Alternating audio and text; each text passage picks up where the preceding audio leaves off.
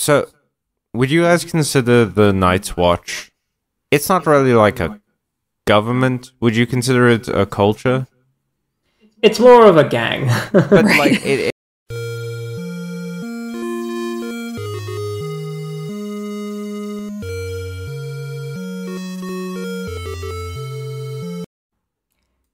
Hello everyone, welcome back to Bite Marks. I'm Emilio, pronouns he, him, and I'm joined by my lovely co-host Callum. Hi, I'm Callum, pronouns he, him. And if we're talking about Game of Thrones, then we've got to have our lovely guest Hillary. Hi, I'm Hillary, aka Hills Alive on YouTube. I am she, her. Cool. So today we have gathered the Council of Maesters together. Gross. We've all brought in our heavy chains. Gross. Stop electing me into positions. Well, it's your father had to get rid of you. You were like a third son, so you just got shuffled off to become a maester. That's real close to life. But my dad is very nice if he's watching this. Yeah, Callum's dad is pretty good. So we're here to talk about something which is I think in a lot of ways is the exact reason why a podcast like this was created, because this is gonna get a little bit experimental, y'all. So the topic for today is talking about evolving... Wait, hang on. This is why our gaming podcast was created, to talk about Game of Thrones. I'm not sure. I had a different view for it in mind, but I'll let you continue. Yeah, so... Okay, not our gaming podcast, but a podcast in general, This is why a different podcast was created, but we're here now. Yeah. Glad it's an Alt-Shift X. We're recording something about food. I don't know. So, we're filling in the gap. Everyone's going a little bit crazy. Yeah. We're all just waiting for the wins. So I wanted to talk about something which I think is really important, and it's something that shows up, I think, as a thematic thread, but not really something that you've ever addressed, Hillary, which is feudalism sucks. Yes. Feudalism... That's the title of the episode right there. Feudalism sucks real bad, and it causes so many problems in Westeros, but nothing ever seems to be done about it. I don't think George is writing A Song of Ice and Fire as a defender of feudalism, but it does seem that feudalism is inevitable in his world. Wouldn't you say so? Yes, I would tend to agree. Again, based on specifically in Westeros, obviously we look at places in Essos that have sort of pseudo city-state regions where a more developed government is probably possible. But when you're talking about a place like Westeros that is so far apart where communication is so difficult, and when you're talking about the fact that there are people who have literal magical powers or magical bloodlines, it does make sense that certain families, certain people establish a foothold of power that becomes generational. Yeah, so in the real world, there... No, I'm sorry, I just like the idea of Ted from the farm down the road really worrying about sword legislation this summer, while the anime protagonist who lives in the castle above him is getting really worried about their giant wolf, is so fucking hilarious to me. You wrote an anime, George. You thought you could get it past us, but you wrote an anime. Well, George is like a hippie from the 70s, isn't he? I don't know. I feel like that. I've never met him. He's old. Yeah, he's an old man. But anyway, one of the problems is that feudalism is a prevalent system in Westeros. It keeps causing all of these problems, and George has explicitly stated that the world of A Song of Ice and Fire is very heavily based on our real world history. Things like War of the Roses, period England, and other various sorts of things. But the problem is feudalism in our time lasted less time than it did in Westeros. It kept being prolonged, and we're here to discuss a bunch of different things related to what we could do. Well, firstly, why is feudalism so long-lived in Westeros, or just in general, right? The name of the planet escapes me. What is it called? Planetos? Hillary, help me. Usually. Planetos, yeah. I knew it was something dumb like that. Is it called Planetos? I mean, Surely I don't think not. that's the official name. I think fans just sort of like extrapolated that is what it would be called based on the names of all of the other continents. Oh, okay. Because, like, I remember this planet that Skyrim's on is called Nirn, and that's why they have a plant there called Nirnroot, because it's supposed to be like Earthroot. And I don't know why I brought that up. I'm recovering from an illness right now. And I'm kind of all over the place. But yeah, Planetos is dumb. It sounds like the Greek god of round things. Right. At least it's not called, like, I don't know, some other like a German word for Earth, or like something. Nern or something stupid like that. Right. Fucking Todd. This is a call out for Bethesda. We're coming for you. Yeah, so we're going to talk about why is it so long-lived. What are, some of the examples where it deviates from the norm, and a couple of other ideas, related to that. So, Hillary, why don't you start us off? Why do you think feudalism has survived for so long? For, like, I think thousands of years. Like a really long time in Westeros. In general, in the world of Planetos. Yeah, so I think that obviously George tends to scale his stories in a very sort of long period of time. It's not just feudalism where certain people or systems are in power for an exceptionally long time in comparison to what you'd think of in the real world. But I think that feudalism has gained such a stronghold, again, because Westeros is large. It's not very technologically developed. I think that probably the cultural differences between the different kingdoms makes a difference. Also, when you obviously consider that Westeros has only been united as a country for a couple of 100 years, so it's not that strange that the government hasn't calcified into something more centralized yet.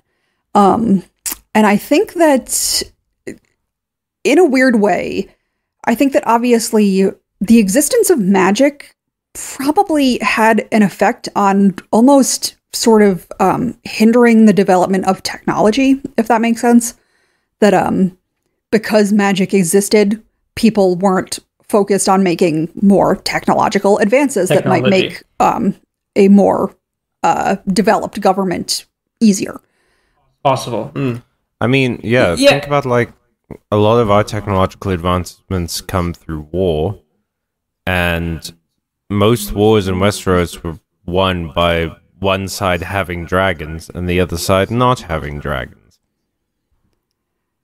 Right. I mean, well, I think prior to the Targaryen invasion, obviously the other kingdoms went to war with one another at other times, but and the existence of magic in Westeros is kind of an odd thing, because obviously in certain instances, like the Starks, their magic was latent, was dormant for thousands of years, for long enough that they forgot that they actually had these magical powers.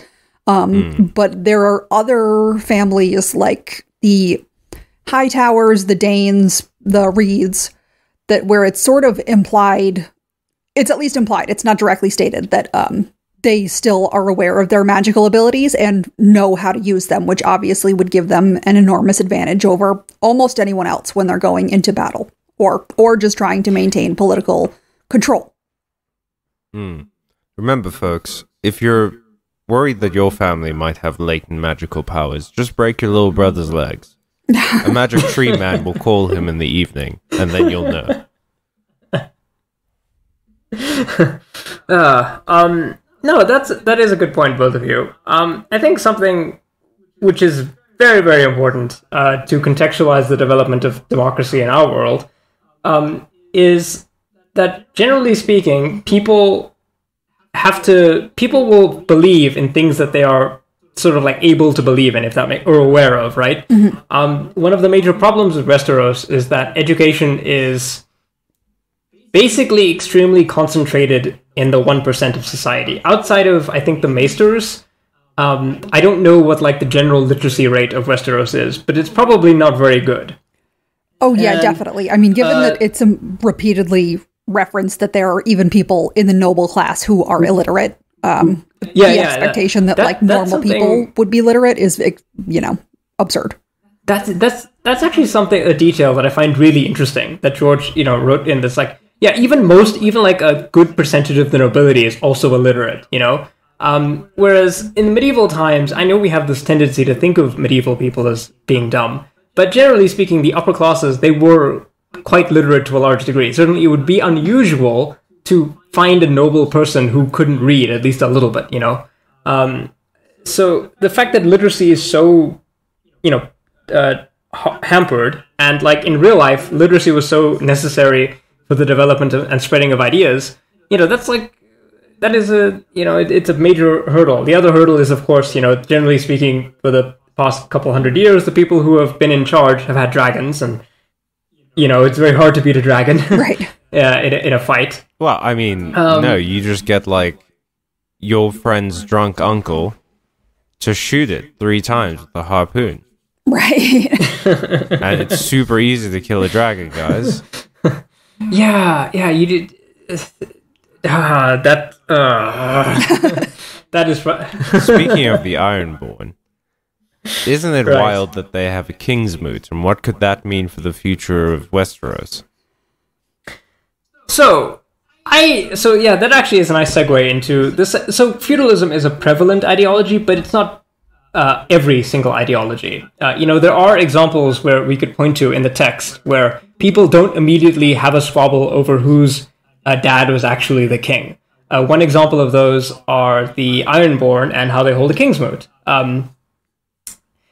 And correct me if I'm wrong, but in the Kingsmoot, they basically gather all the people of significance on the Iron Isles, and they just elect somebody. Yeah, someone has to make a claim, but anyone can do it.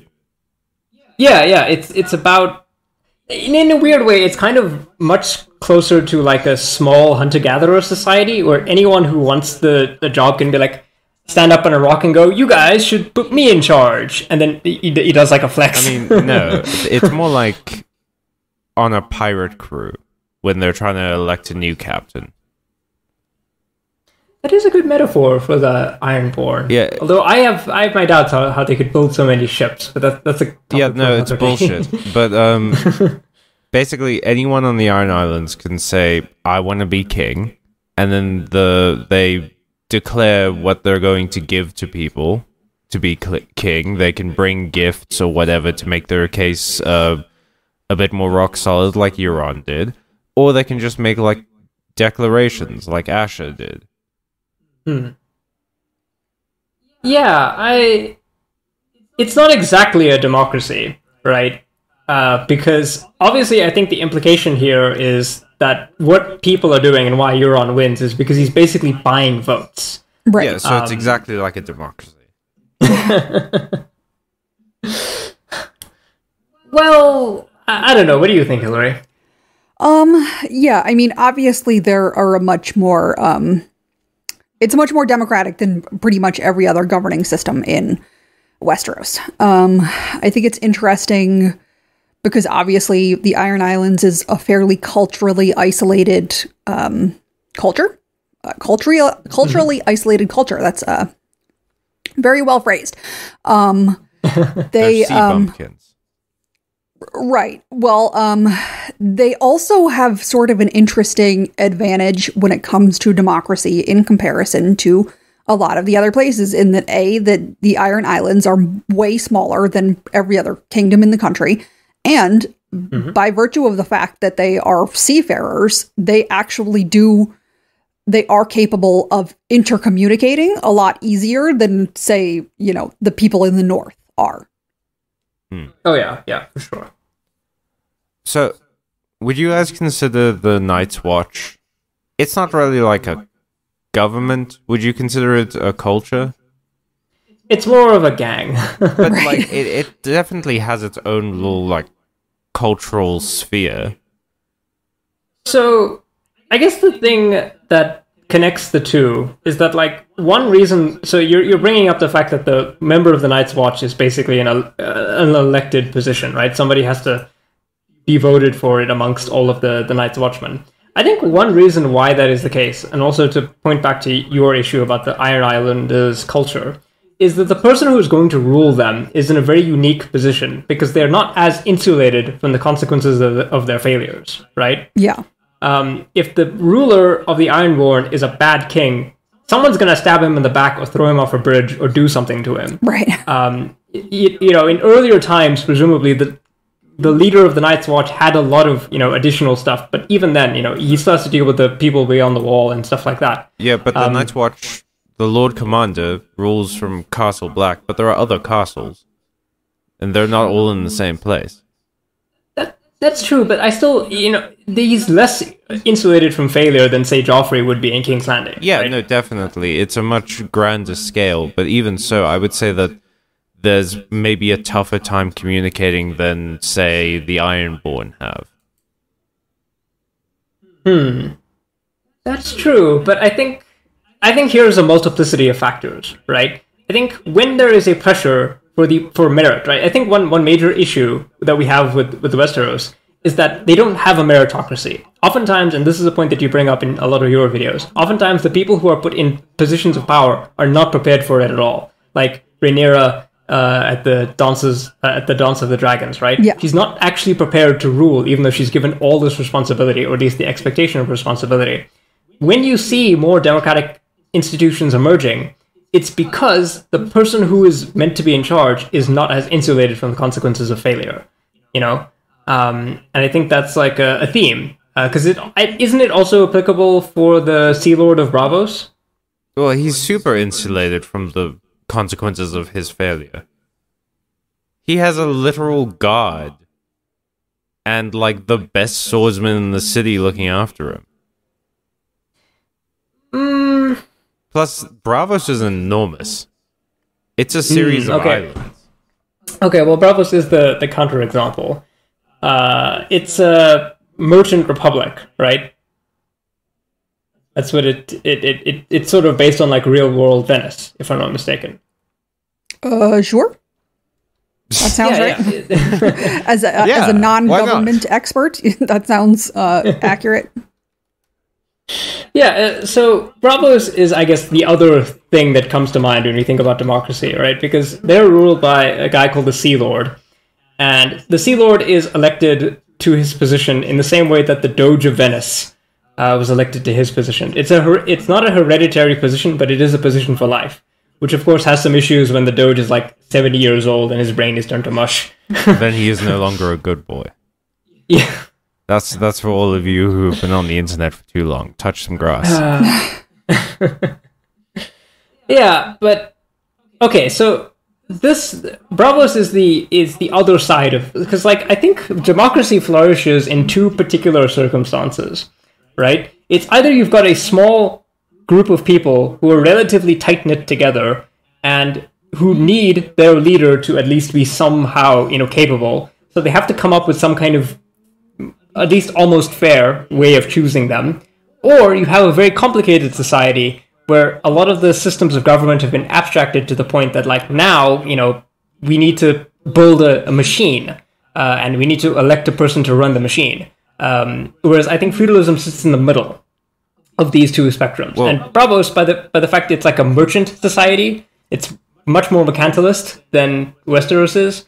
I think that's like why maybe that developed. Okay, what about Mance Rayder? He was an elected king of the free folk. What side does he fall into on the spectrum? I mean, I think any ideas? To call him elected doesn't feel quite right. I mean, like the wildlings obviously follow him, but he sort of brought together a bunch of disparate groups and was like, we need to unite behind this common cause. So it wasn't necessarily his position as a leader isn't really politically motivated. It's literally driven by the fact that all of the wildlings are in mortal danger, and he's basically the one who got the ball rolling on uniting them and making sure that they had the means to survive. True, but that doesn't deny the fact that he is a leader in a political position. No, I agree that he is a leader. I just think that to consider him like democratically elected isn't quite right. Okay, well, in this now triangular spectrum, we have leader by necessity, more mercantile leader. So leader by abstraction. Basically. Leader by abstraction, and leader because of consent, maybe. Maybe more like circumstance or environment. Well, so to follow on to your point, I also agree with you, Hillary. I don't necessarily think Mance Rayder counts as being elected. I think it's kind of like everyone was in a life or death situation, and they were looking for somebody to take the reins, because nobody wanted to be in charge. And Mance was the guy who was just the most competent of their available options. Is that? And it wasn't so much that they elected him. It's just that they started treating him as if he was the leader in a practical sense, and he never said no. I think that's would you say that's why they chose to follow Jon Snow after Mance died? Yeah. I think they were just in a precarious position, because you can't really have a democracy in a life or death kind of situation, right? You can't really give your consent if the only other option is die. Is death. Yeah, exactly. Right. That's like, so that's why I think it's like either you've got the Ironborn who are like, oh yeah, I want to find a pirate king who's going to get me lots of gold, or you've got a Bravo, in Bravo, so it's like, okay, well, we should elect a guy who's going to get me lots of gold. Okay, what about Karth? What's the government of Karth again? It's like the 13 rulers of Karth. Are they a senate? Or are they what's that? A mercantile? I mean, I'd say they're more almost like an oligarchy, sort of.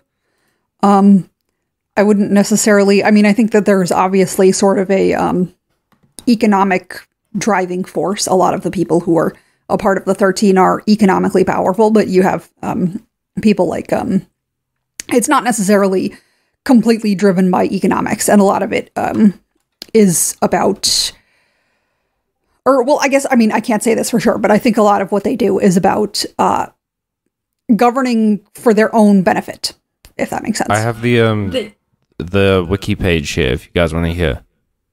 Sure. Okay. Go ahead. The government of Karth is an oligarchy headed by a council of nobles and merchants known as the 13. Most of the representatives on this council are members of the Pureborn, an aristocracy descending from the long-deposed kings of Karth.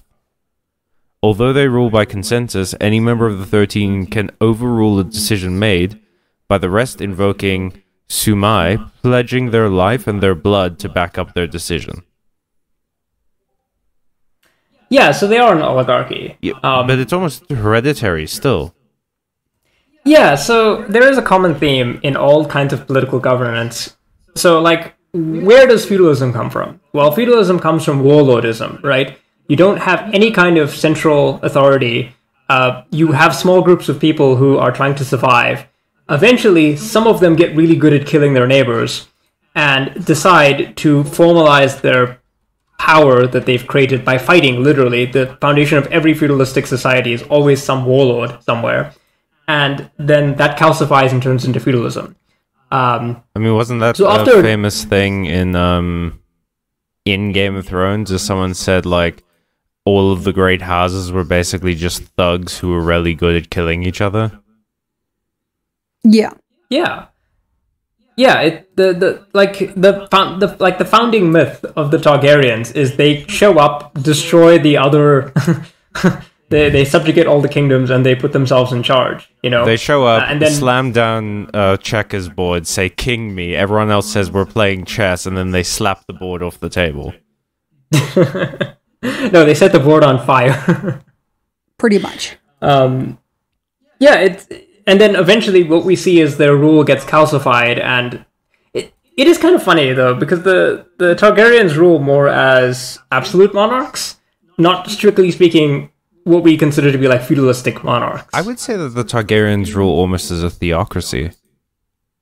Really? Because they are almost religious figures. I don't know about that. Yeah, I think that's sort of an interesting take on it. Like, I don't necessarily disagree, but like when you think of a theocracy, you think of like someone who is devoted to a god, whereas these people literally see themselves as gods. But they're devoted to themselves.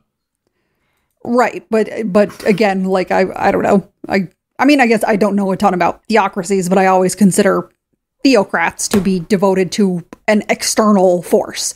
And even if they think, I'm chosen by that force, they don't necessarily think that they're, like, literally gods among men in the way that the Targaryens seem to. Well, folks, dust off your tinfoil and bear with me on this. I think that the Targaryens believe that their dragons are like gods, or maybe at least their sort of ticket to godhood. And that initially they probably didn't think that. They were probably normal people who thought, like, these are some really powerful monsters that we can use to take over places. But that kind of perpetuated this idea that they are better than everyone else. And they kind of spread that idea to their citizens, and that becomes the narrative. And so it's almost a theocracy based on the belief of dragons. I'm going to have to disagree with that take. I mean, the money is a golden dragon. No, that is... Look, so I think Hillary is correct, right? When you have a theocracy, the foundational idea of a theocracy is that the person who is in charge, the theocrat, they are ruling on a divine mandate based on some other external power, right? The source of the theocracy's legitimacy is, we're endowed by God to rule. Targaryen claim to power is, we are the gods, therefore we rule. Those are distinct kinds of systems. You know, it is arguably to some extent religious, but I don't think the Targaryens really see of themselves as, like, they don't try to convert anyone to Targaryenism, you know? They famously have loads of conflicts with the existing religious institution in Westeros. They never really try to hijack it. Or what you never see is them trying to turn the faith of the Seven into, like, you know, the faith of the Eighth, or whatever. They never tried to... The Dragonborn. They never tried to do anything like that. And that's just not how theocracies work. In real life, every theocracy that I can think of has always tried to maintain that kind of religious supremacy. Whereas the Targaryens are about their own separate kind of supremacy, you know, almost like a genetic supremacy. Right. Like imperialism. Yeah, it's like a... Sorry, Hillary, you were gonna say something? Oh, no, just that I agree that it's more of like a genetic supremacy. I think that obviously, you know, there are very like overt references to Nazism in the Targaryens and the Valyrians in general. And again, that it's more... I mean, I do think that the Targaryens sort of see themselves as gods among men, but they're also like sort of exceptionally irreligious characters. Like, even if they think that they're sort of godlike, they don't really have religion whatsoever. Even their old religion, like the old religions from Valyria, might influence them, but they're not like religious people generally. Maybe it's more like like Japanese imperialism, where like the emperor, because they came from the Valyrian Empire, maybe the emperor, in this case the king, is considered to be like the god on earth. Not really, because it is about power, right? It's all about power for the Targaryens. And I think it's like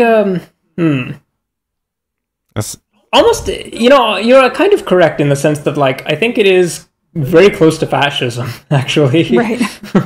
It's very, very close to fascism in the sense that, like, the Targaryens believe they are genetically superior to everybody else, and because they are the blood of the dragon, and therefore that entitles them to rule. But they're also weirdly uninterested. It's like, you know, the Targaryens will occasionally have children with people outside of their family. You know, they don't all practice this really crazy, massive, like, inbreeding. You know, you would think that if they were so obsessed with their genes that they would, you know, try something like that. Give them a wash every now and again. Jeez. But, yeah, I guess the Targaryens are an example of a society... They're... Okay, so you know how the Jedi Council... Yeah, let's bring in more phantoms. Okay, so you know how the Jedi are like a political institution in the Republic? Yeah. they're the police. But the reason why they have power is because they're magical. I mean, Almost in a way. well, yeah, but also because they're desperately violent. Yeah, well, the Targaryens are like that as well. They're kind of magical in the sense that they can control the magical super weapon. The gold and they're cloaks also... of the Jedi Council. You heard it here first. No, in the metaphor, the Targaryens are like the Jedi. I guess the Sith. And No, the gold cloaks. I guess Dawn would be the Sith. Oh god, no. Let's not do this. Anyway, back to politics. What's another country What's it? in this big old wacky world? What's happening in ET right now? I think they're doing something. Hillary, go ahead. If you I honestly have no idea what their governing system is at present. No, It's an I don't know. it's definitely an absolute monarchy. They have an emperor. Yeah, I think they would be doing something similar to like Imperial China or Imperial Japan. Yeah, it's Where they Yeah, that's have a presumably what they're elected modeled official. off of, yeah. okay. There's that. There's the Dothraki, which is tribal patriarchy. Yeah, actually, that brings me to a sort of a segue, right? So you mentioned, technology. I also think one of the major problems that people have in Westeros is just thinking that they actually could govern, right? One of the reasons why democracy developed in the real world is basically because you had people who were excluded from political power, but had a lot of power nevertheless, right? I'm talking about what we would call, in a Marxist sense, the bourgeoisie. Right. The wealthy people of society, like merchants, who were ostensibly denied political power or social power because they weren't of the right bloodline, but they had a lot of money, so they could still do stuff. And those people were the prime agitation for democracy, because they're like, okay, well, we need a system where anyone can have power, so we're gonna, we're the rich people, we're the ones who are gonna have the power, not just those guys who happen to be born correctly. But Westeros doesn't, have that. I don't even think that the mercantile people amongst Westeros really think of themselves as like being fundamentally eligible to have power in the way that like you would need for at least democratic leanings to develop. True. What do you guys think? But you are kind of describing Tywin Lannister's position as being very rich and powerful and wanting power but not being able to get it because he has no claim to the throne. Hillary, what do you think? I mean, I agree that sort of has shades of Tywin to it. But I think that, again, obviously someone like Tywin Lannister is distinguished in the fact that he can't ever have the Iron Throne for himself, but he can obviously get his family onto the Iron Throne, whereas the merchant class of Westeros, even if they're outrageously rich, could never have any hope of that at the present time anyway. I think that you're probably right. I think that the first step in sort of developing a slightly more democratic form of functioning in Westeros is going to be allowing people with wealth to have some sort of political influence, even though it might not necessarily be on the same level as the nobility. It at least sort of gives normal people the opportunity to possibly have that kind of power despite not being born into a super powerful family. To springboard off of that for a second, I think that what determines where Westeros will be going politically, God, this is weird, this is a weird part of my life, is how the monarchy is dissolved. Is it like a peasant uprising? Is it just an abstaining the throne? Is it being conquered by someone? 'Cause that will determine if Euron Greyjoy's fleet bring about a Cthulhu-esque apocalypse, then sure, Kingsmoot all the way. That could happen.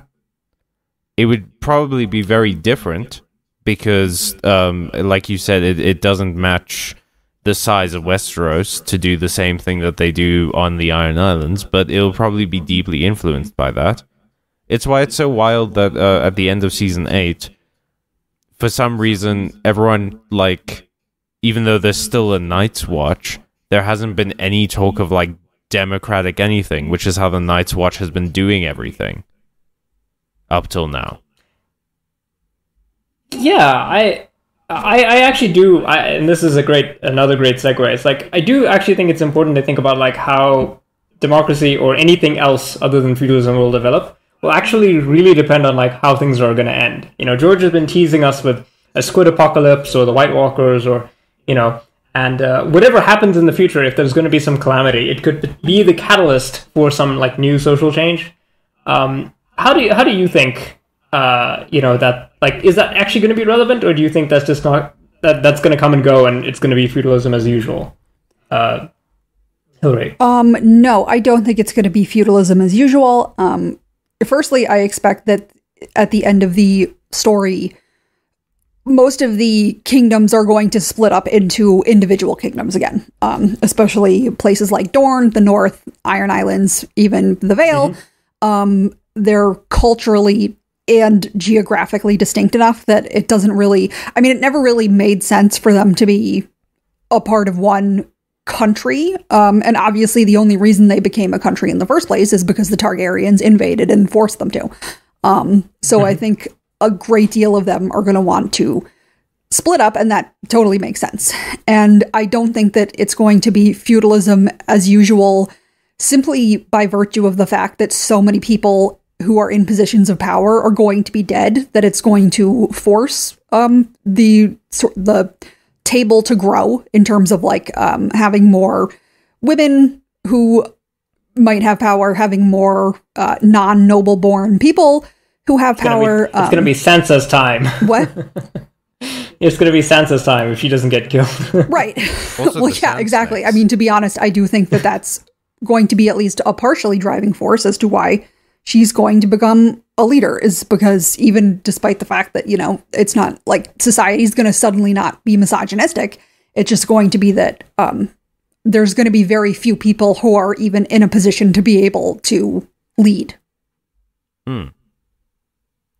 That's a really interesting position, you know, because in the real world, after the Black Death, you know, one of the major catalysts for the transformation of feudalism out of, you know, from Europe out of feudalism was the Black Death, where so many people died that there were fundamental shifts in labor, you know, because now all the people who could do all the work, you know, they were way more in demand because they had survived, they didn't die. And so normal people got more bargaining power. They got the ability to now, you know, demand higher wages for their work and stuff like that. And that led to a catalyst which would eventually spawn, you know, stuff like the Renaissance.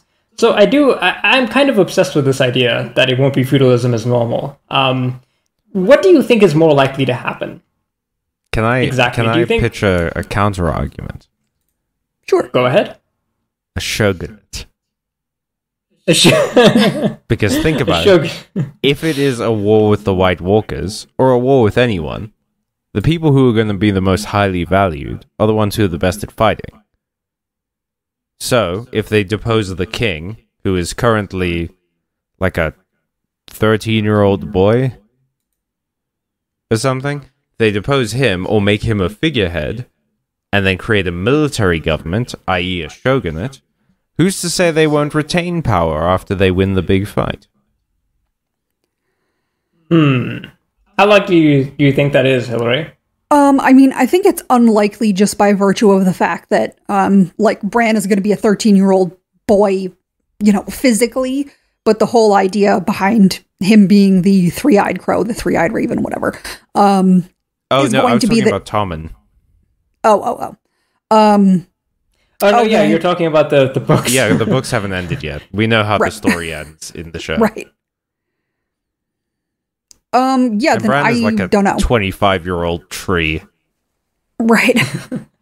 A shogunate is certainly an interesting idea. I don't know if that necessarily jives with what Martin is putting down, right? Because he's not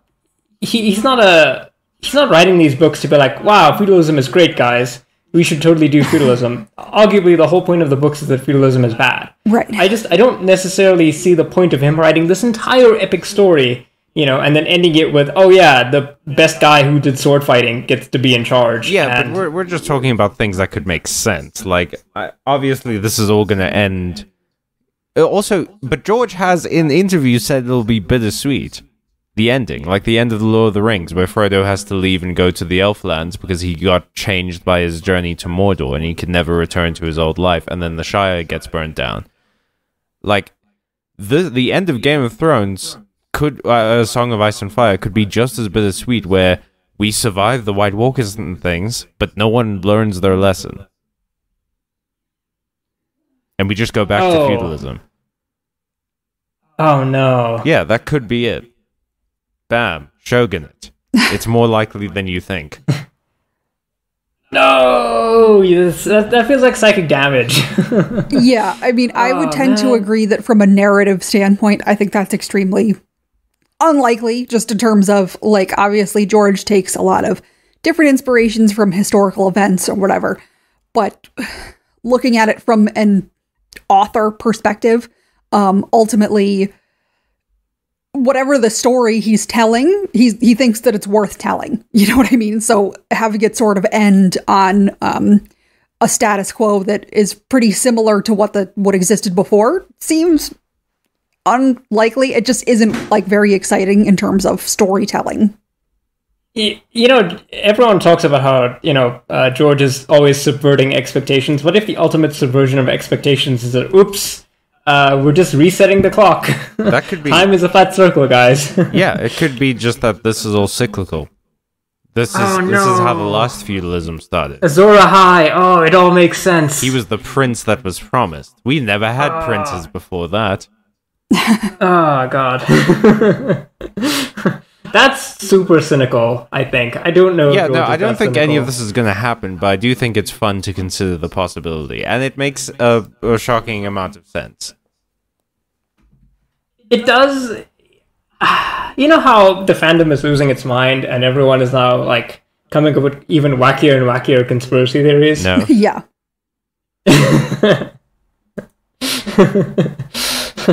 I feel like all of my conspiracy theories are sane. Yeah, that's that it's because you've got the tinfoil on. Right? Your mind is uncorrupted by the brainwaves coming out of the rest of the fandom. Yeah, where everyone is a secret horse, and everyone is a secret horse. You can't change my mind. Again, this is what happens when people don't have closure for years and years, right? But I do agree that it does kind of make sense, but I don't want that to be the case. I really want the end of I hopefully the end of the story will be, maybe people learn some lessons about how to build a better society. But then again, if George is borrowing inspiration from the Scouring of the Shire, then I don't know if that really goes anywhere. It's just a personal story about how you can't. We've talked about this. What's the Shire in Game of Thrones? It's probably Winterfell. The North? Hillary ideas? I'm not a super Lord of the Rings expert, so I don't know. I would agree that, Winterfell seems like a sort of obvious potential option, but in terms of like this, probably is. What? Sorry. No, it's go probably ahead. King's Landing. Yeah, that would also make sense, just in terms of like sort of where you expect the story to end. Like where would there be a scouring necessary, basically? You know what I mean? I feel like Winterfell's probably going to get trashed in the Long Night, but I think that by the time the story ends, it's probably going to be somewhere in the south. So the scouring of the Shire. Also, go ahead. The Shire is very representative of what like Lord of the Rings is about. It's the fight of good and evil, with good being this sort of down-to-earth, wholesome community of farmers, and evil being this like industrial machine eating up the landscape. King's Landing is far more representative of what Game of Thrones is about, which is a facade of a beautiful city over the desperate and ugly struggle for power, rather than Winterfell, which is just like a happy day camp for lost boys. Right. And wolves. Yes, a boy and their dogs. Yeah, I guess it's difficult to speculate because we don't know, and we don't know if we'll ever know, because we don't know if the books are ever going to come out. And I feel like that kind of drives people to a little bit of madness. Oh yeah, this is all conjecture. It's like Afrofuturism.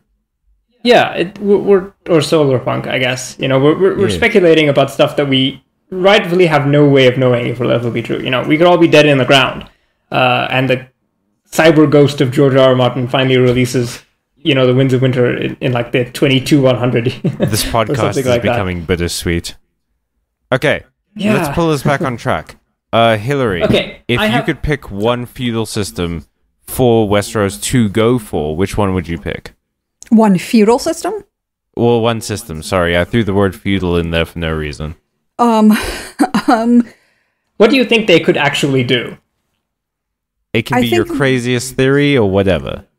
I think that something along the lines of a representative republic could happen. I mean, I don't think it's going to be a super developed form, but I think that if I'm right and a lot of the kingdoms do split off, that would obviously make it easier. And so having, delegates representing certain areas of expertise would make a lot of sense. Okay. So it would basically be like you subdivide all of the different areas of Westeros into like small little like villages, and then you sort of build a republic from that bottom level all the way up. Yeah. Okay. Callum, what about you? I think that the Euron Greyjoy apocalypse is going to happen, and it's going to create a Pangea effect that will split apart the Seven Kingdoms into seven literal kingdoms. Literal kingdoms, that's fun. And then they will each have their own ruler with distinct cultures. And then the Game of Thrones will repeat again. No, and then they will construct giant land bridges. And the greatest threat will be, what do we do about tourism and travel? If they do... If they do that, I really hope that the naval battles are much more prominent, because I will forever grumble about the naval battles in A Song of Ice and Fire. They're really just... blech. I mean, yeah, dude, like, the Ironborn are supposedly seafaring masters of the ocean, and they go into battle wearing full fucking plate mail on a ship. That's not completely ahistorical. Yeah, but it's stupid. Again, it's not completely stupid, because, they do fight boarding actions, right? It's just, how would they sustain such a large fleet? And, like, there are so many questions that have never been answered. Why would you bother with a large fleet? It doesn't seem like anyone else has a fleet. Again, there's so many questions, like, how is the, like, royal fleet used? How do ship battles happen in Westeros? None of that stuff is ever explained. That's going to be... One day, I'm going to corner George at a convention or something, and I'm going to demand an explanation. High kick him in the mouth. Forget Aragon's tax policy. I want to know about what the Master of Ships actually does in Westeros. Right, and well, no, I agree. Why they would have such a huge royal fleet, for instance. Like, at least with the Ironborn, it makes sense. And usually when you look at, like, historically powerful naval countries like England or something, like, it makes sense that they would have a lot of ships, because it's a complete necessity for their life in general. But to just sort of have, big fleets seemingly doing nothing for a ton of time doesn't really make it. It seems like a weird waste of resources. Yeah, it makes no sense to me. How much trading do you think that they do? Like, with Bravos? Again, one of the problems that has existed is that, like, no one writes naval history correctly in fantasy stories. Everyone kind of just, like, jumbles up all different types of periods of history into one. Like, for example, one major problem with the Middle Ages is they don't have ships that can go over the ocean. So it's not until, like, the 1500s that they develop things like a cog that can actually travel over the ocean without capsizing, right? That's all the ships. Yeah, but you see, this is the thing. It's like they have shipbuilding technology from hundreds of years in the future. Well, what about Vikings? Longships can't travel that far, man. They're not that good as ships. A real proper, medieval warship would easily be able to defeat a longship. How the Ironborn don't always get their butts handed to them is, again, something... Because they're the only ones with a fleet. They're just raiding each other, Emilio. It's why the Iron Islands are poor. Tell me about your government. Right. So, I'm a libertarian socialist. Gross. Or at least I try to be. But obviously I don't think that's going to be possible in Westeros. I kind of think that the kind of political system that would make the most sense for the next evolution would be something like a federated monarchy, or like a system like the Holy Roman Empire, where you have these independent areas, these principalities or whatever, like many of them. They're all ruled by either a prince or like a noble house or a clan or something, and they each kind of vote on who gets to be the emperor of the whole mess. That I could see becoming, like, if we go with your idea, that all the kingdoms are going to be broken up and Westeros is going to fall apart as like under the Iron Throne. Maybe they could have an alternative would be, they have some kind of electorship like the Holy Roman Empire, which is a complete dysfunctional mess, but I think that kind of suits the theme for Westeros. And then you can have many distinct geographic areas that can nevertheless still want to try to put an elector, or they want to put some guy on the throne that they want, for not like because the emperor wouldn't be like a full-on, Targaryen type emperor type person. It would be more of an elected position with some additional, powers and stuff like that. That's what I think, a federated type monarchy. That's what I think could potentially happen. But yeah, I don't know. It's fun to speculate, which is why we're on this podcast, because I like having these conversations. It's just unusual to think about like what could happen. But we really don't know. I mean, I've been picturing a surf contest in my new Pangea Westeros. God, that's awesome. What would be the continent name for one continent that's every... Well, it would be like archipelagos. Or something, yeah. Arc Westeros. Oh, Lord. Okay, well. It wouldn't surprise me if written in the margins of some notebook that George has, it's just like a scribble that says Arc Westeros, and then he crosses it out and he goes Thanatos under that. Yes. The only sensible option. Yeah, it's just, Okay, there's one last thing that I think we should talk about. And people who know their history will know that previously there were attempts in like the Middle Ages and in the early Renaissance for like what we would call like primitive communists, people like the levelers and so on.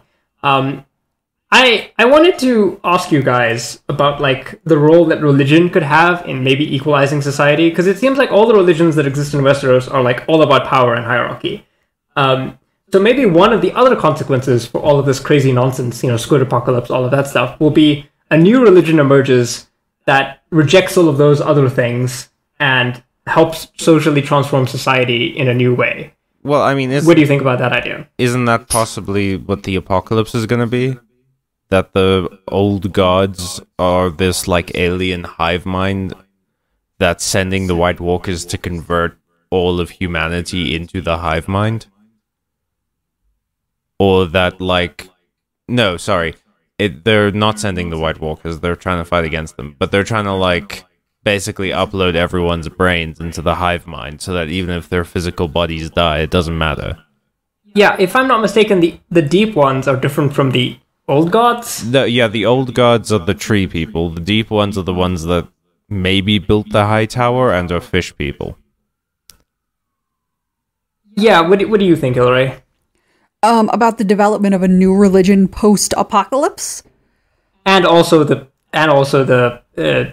religious death matches between the squid gods and the fish versus tree. Yeah. Well, so I think it's interesting because aside from the faith, religions like the old gods and the drowned god and whatever aren't really that hierarchical, nor are they really developed religions.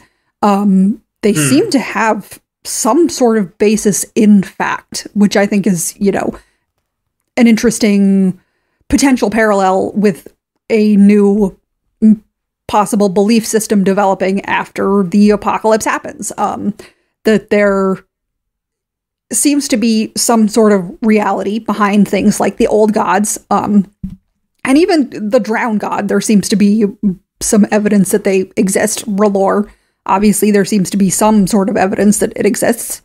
So I think that it is possible, but it's also a little frightening to think of, people developing a new religion after something absolutely catastrophic and terrible has happened. Yeah. But like we talked a bit about this before the episode. Like I said, I think if society were to collapse, the first thing we would do is probably build something to keep us stable, like some sort of almost memorial seems like the wrong word, but something that like is familiar. And but on the religion or structure would be the best. Yeah, but as a counterpoint, what if it's like everyone has a sort of a spiritual shock from all of like, okay, because something that you did bring up, Hillary, which is not, applicable in our world, is that like religion is kind of true. Right. Yeah, it's like magic. Yeah. It's kind of like, real. You don't like, no giant squid god is going to come out of the ocean and be like, well, I guess the guys who were worshipping me on like 4chan were correct. Right. Yeah. The spaghetti monster descends from the sky and makes 4chan the only nation. Yeah, so we kind of don't know what would happen because we don't have an idea of like we don't know how societies respond to real religious revelations, because it's something like so fundamental that I don't really know if we can even say, here's a model of what could happen. It's an interesting idea, certainly, but I think we just don't know. I think the most interesting thing about the religions in, like, the old gods and the deep ones and stuff is that Westeros isn't the only place you can find evidence of them. Because isn't there, like, a tree in the Garden of Bones in the second book or something that Daenerys looks at? Yeah, and there's it's very weirwood-like. Yeah, and there's a toad. Yeah, on like the a toad Basilisk statue. Isles or something. Or Toad Island. And there's all that stuff in, what's that place? Sogothos? Sothros. Sogothos? Southros. Yeah, that place. It's like... There's a bunch of that oily black stone that supposedly the deep ones used to build things, and apparently that's maybe what a Shai is made of. I think so. Yeah, I know there's a couple of different weird black stones, but I know that the oily black stone is a consistent theme that is found in a lot of different places, including Westeros and Sothros, I think. And maybe that's the twist. Maybe the real twist will be that there'll be some kind of great spiritual conflict, and the lesson that we're supposed to learn from Game of Thrones, The Song of Ice and Fire, will be actually maybe you should be worshipping Cthulhu. Right. that would be horrible. That would be the worst thing you could do, George. Please don't do that. No, I mean, given the way that things are going with R'hllor, given that there are a lot of people who follow R'hllor who are like, ultimate Dany stans, understandably, because she has like the ultimate firepower. And considering that Dany is probably going to kill millions of people by the time the book is ended, I think that that's obviously a pretty like sort of anti-religious stance for George to be taking. So I don't think he's going to have other religions that he's like, oh, this is the right religion, but this religion is unhinged and gets tons of people killed. Yeah, it also makes more sense that R'hllor is actually the evil one, like is the dark person. Right. Because R'hllor's the whole... Aren't they all kind of evil? But the whole religion of the Lord of the Light is like, the Lord of Light is the one fighting against the Dark One, and the Dark One is supposed to be like the White Walkers or whatever. But it makes more sense that the Dark One is tricking people and pretending to be the Lord of Light. I mean, I think they both are. I agree that, like, overall religions, all of the religions seem to be, like, bad. You know what I mean? There aren't really any ones where you're like, oh, the effects of this are really good for society. Oh, and because the basis of all magic... Oh, sorry. No, I was just about to say, like, it makes sense that the message would be religion is kind of stupid because, I mean, isn't that the whole point of the Faceless Men? Is that, like, their god is just death, and every religion has some sort of death god in it, and it's just this one thing that has many faces, and it's the only thing you should worship. Yeah, I don't know if that's necessarily a religion in the same way. It's also kind of an ideology. But the thing that I was just going to say is that, like, I think the reason why all of it is messed up is because magic is literally life force. You know, like all magic demands a sacrifice of some kind. Right. And therefore power is blood. And if power is going to be blood and, you know, the gods are real, then the gods are also going to be blood. It's kind of wild, though, because, like, what makes King's blood? Do you have to be elected and in office for your blood to be considered King's blood? I don't think that's ever explained. You know, I don't feel like if you kill the Sea Lord of Bravos, you would be able to cast a magic spell. I mean, yeah, but like, what? I mean, I think it's like the vibes. I think just like if you're, because it's very sort of mutable. You know what I mean? There, like a lot of blood seems to qualify as king's blood or royal blood, even if you wouldn't consider it, in a technical sense, to be royalty. I mean, yeah, like Drogo's blood is king's blood, isn't it? Right. Back when he was alive, because he was a Carl. A Carl. Wait, Drogo is a Carl, and he has a lot of marks on his body. No. It's all coming together. And I think that's a good sign that maybe we should end the podcast. Thank you so much for watching. Listening. Please go and check out Hillary's channel. Hillary, would you like to plug your content? Absolutely. Again, I'm Hillary. My YouTube channel is Hills Alive. I do mostly stuff about A Song of Ice and Fire, Game of Thrones, Fire and Blood, House of the Dragon. So if you're interested in any of that stuff, then come check it out. I recommend the content. It's the most, I think, the most nuanced perspectives. Right? You're not going to get some partisan nonsense. Thank you. I agree. I have the most nuanced perspectives out of anyone who has ever made content about A Song of Ice and Fire. It just happens that you're always correct. Right. Exactly. I just have all the correct opinions. Hell yeah. Callum, why don't you plug our show? Oh, yeah. Our show that you're watching right now. You can there's more of it. I know. Yes, there is. If you subscribe to our channel, you'll get more of it on a possibly monthly basis even. But there's tons more episodes you can watch. We really need to get our watch hours up, so please go and do that. We're trying to shoot for 1,000 subscribers so we can finally monetize ourselves, but if you want to help us monetarily aside from that, then you can go and check out our Patreon, which has a bunch of bonus scenes, deleted scenes, scenes that no one requested, scenes that no one asked for, and scenes that no one wants, but you can go and watch it anyway. And if you don't want to pay for it, then you can go and check out the relief fund that's in the description of this video. A little while ago, Turkey and Syria suffered an earthquake attack. Is that what you would... I don't know. No, they just had an earthquake. They didn't have an earthquake attack. They got an earthquake happened. It makes sense. They had an earthquake happen. That sounds like they requested it. Okay, no, an earthquake happened there, and it was devastating, obviously. But there's a relief fund. You can go and donate money to it. And if you're going to do a good thing like that anyway, why not get something out of it? If you donate through this link, they will send you a letter thanking you for your donation. If you send that to me and Amelia, we will give you limited patron access for a few weeks, and you can go and watch all of the stuff up there. Mm-hmm. Other than that, we've got some socials. You can find the links to that in our channel. Our Discord is free. Check it out. And we stream sometimes. Do you want to talk about the streams? Yeah. We have at least a stream we do on Thursday, Callum and I. We're playing Wasteland 3, which is a fun CRPG.